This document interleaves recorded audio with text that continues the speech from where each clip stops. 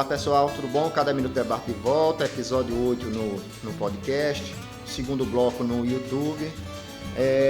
Nesse segundo bloco a gente fala de um tema mais local, daqui de Alagoas. E aí a gente está trazendo à baila, Sérgio, a eleição da OAB, que teve agora.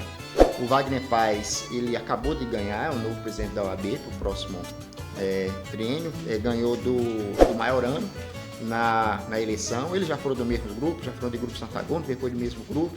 Gente que é do mesmo grupo está no outro grupo. É uma mistura que só quem acompanha sabe exatamente quem é quem. Então, o Marcelo Brabo, que apoiou o Wagner Paz nessa, já foi de Maiorano na outra. O Wagner Paz era vice da gestão passada e depois se descompatibilizam. Mas, enfim, ao invés de a gente entrar no miudinho dessa eleição, dessas coisas desse mundinho jurídico daqui, que às vezes só interessa a esse meio, eu queria fazer uma provocação para você em relação à importância da OAB alagoana. A OAB tem uma importância nacional na luta pelos direitos humanos, ditadura, isso há um bom tempo atrás, agora até menos. Mas da OAB Alagoas sempre saem figuras proeminentes na política nacional. O Marcelo Lavené participou do processo de impeachment do Fernando Collor. O ex-presidente da OAB Alagoas hoje é presidente do STJ, Humberto Eustáquio, que depois foi desembargador de justiça, parece ser um caminho, né?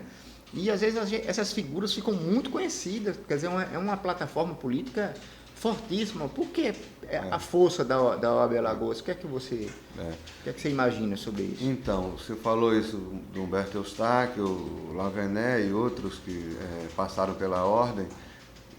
A importância política, né? Política no sentido amplo, mas também, e aí já começa com uma pequena confusão, que é isso, que em toda eleição vem à tona, que são acusações de uso político da entidade, né? Os presidentes querem se projetar e vão disputar cargos políticos ou tentar uma carreira. No caso do nosso Humberto Eustáquio, foi primeiro desembargador no Tribunal de Justiça de Alagoas e depois a indicação por STJ. Detalhe curioso, enfim, é que nessa eleição a oposição ganhou em Alagoas, né? Isso. A chapa da situação parece que não convenceu a categoria desse... Uma oposição ex-situação. Ex-situação, né? Uma oposição que pensou pessoas ali da situação. Eu escrevi rapidamente no blog sobre isso, sobre a eleição da OAB, de maneira bem geral, e chamei a atenção muito rápido, só para curiosidade, para campanha eleitoral, que parece riquíssima, né? Riquíssima. A sede da chapa da situação, que perdeu, era quase à beira-mar, na área nobre de Maceió. Os terrenos mais caros. Exatamente. Né, então, e há um engajamento e uma participação dos advogados, né, da categoria, como se dá realmente na eleição normal, para governador, para deputado, enfim. Campanha com muito dinheiro. A OAB no fim das contas, tem mais de 80 anos, se não estiver enganado, por aí, 60, 80 anos. É uma entidade que representa uma categoria, na verdade, são advogados, mas, claro, extrapola muito isso, teve e sempre terá uma atuação política.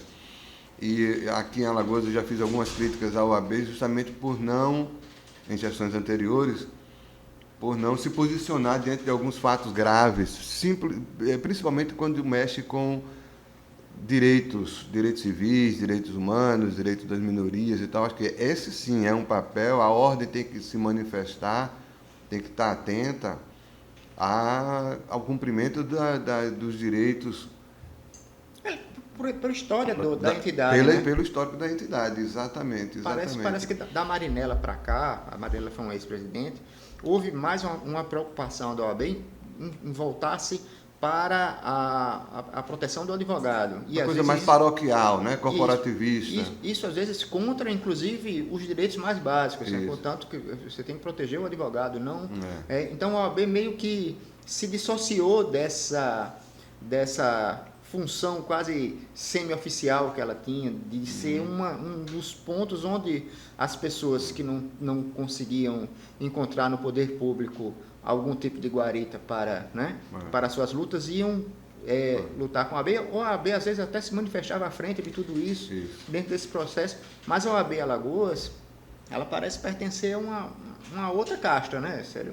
Você percebe isso também? Sim. Mas de não se envolver, né? De não se envolver, pelo contrário, dela se pactuar junto não quer confusão com a elite, com o establishment, com os cardeais, né? O que é um lamentável, né? O que é uma tragédia. O papel da OAB distorce completamente, já que ela quer tem essa força como uma entidade política. Agora, por exemplo, o presidente nacional, que é o Felipe Santa Cruz, enfrenta uma oposição duríssima, né? Também a eleição é em todo o Brasil, nacional e nas seccionais, em datas aproximadas, né? Estão acontecendo eleições pelo Brasil afora e a eleição nacional também.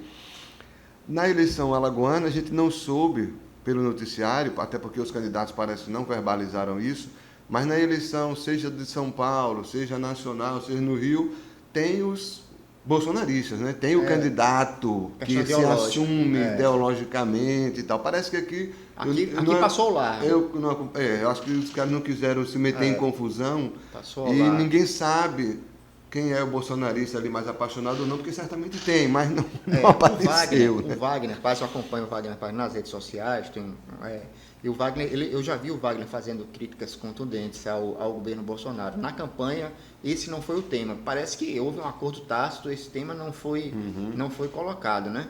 Mas o Wagner parece, não que o Wagner seja uma pessoa de esquerda ou lulopetista, ao contrário do Felipe Santa Cruz, mas eu já vi ele fazendo críticas ao Bolsonaro, ou uma curtida ou outra. O Edinaldo Maiorano é uma pessoa mais política, mais polida e mais política, uma rede social que passa ao largo dessa questão política. Nos últimos, eu fiz uns 2 anos, mais no máximo, eu escrevi aqui no Cada Minuto sobre a posição da OAB em relação à tragédia dos bairros afetados pela Braskem, né? Porque o que eu vi na época, eu não vou lembrar agora o nome do presidente, quem era o presidente, depois Foi a Marinella. Era na gestão da Marinella, né? Da Marinella. E os advogados, a OAB apareceu brigando mais pelos honorários advocatícios, querendo brigar com a Defensoria Pública para ficar com a causa, garantir a grana para os seus filiados, ao invés de, foi o que eu fiz a crítica dura, ao invés de brigar em defesa dos moradores, dos direitos dos moradores, ir para cima da Braskem, como todo mundo disse que vai, mas ninguém vai. Também a OAB deveria ter feito isso e não, via público, brigar com o Ministério Público e com a Defensoria para reivindicar o acesso aos moradores, para o morador não pudesse ser defendido por um defensor e sim por um advogado, enfim. Aquele momento foi um momento triste. Horrível. A OAB não pode se resumir a isso, a ser uma coisa cartorial de sindicalistas, de associados e tal. É uma entidade muito maior. Nessa eleição, o presidente nacional trava uma guerra fora e dentro, né? Mas ele é candidato ao Senado candidatíssimo, aí vira uma confusão se você realmente usa o cargo, aí abre brecha, abre margem realmente para a crítica, né? Mas diante de um governo como o Bolsonaro, uma entidade como a OAB, e nos estados também, tem que ser vigilante do poder e não associado, não importa se é a esquerda ou a direita, tem que ter uma vigilância e não se associar incondicionalmente, né? Então, acho que, só para resumir, acho que a OAB é uma entidade que às vezes extrapola, porque age até como se fosse um órgão oficial, um órgão público, quando na verdade é uma entidade de classe, né, no fim das contas, mas claro, com essa tradição de atuação na política, mas essa tradição tem que ter um norte, que é a defesa dos direitos do cidadão, e não engajamento nesse ou naquele governo, nesse ou naquele candidato, né?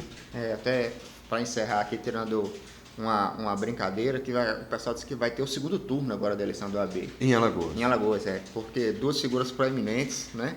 o Omar Coelho, esse sim, bolsonarista. Que já foi presidente, né? Já foi presidente. E o Marcelo Brabo, né? Talvez um dos advogados mais famosos do Estado. O pessoal até disse que é um advogado / deputado, né? Ele é um advogado parlamentar. Eles disputam a presidência do CSA, um dos times mais populares daqui. Aí, parada dura. Então, será que vamos ter uma eleição tão rica quanto tivemos na OAB, com direito são as coisas da província. São as notícias da nossa província, né? Então, esse foi o episódio número 8 do podcast, o segundo bloco dessa edição, Célio. Eu acho que a gente vai voltar ainda, essa eleição do CSA, acho que ainda vai dar o que falar. Talvez ainda volte a falar sobre isso, porque por conta dos personagens envolvidos, né? Sim. Então, daqui a pouco, gente, a gente volta para o terceiro bloco, onde a gente fala de cultura e comportamento. Muito obrigado.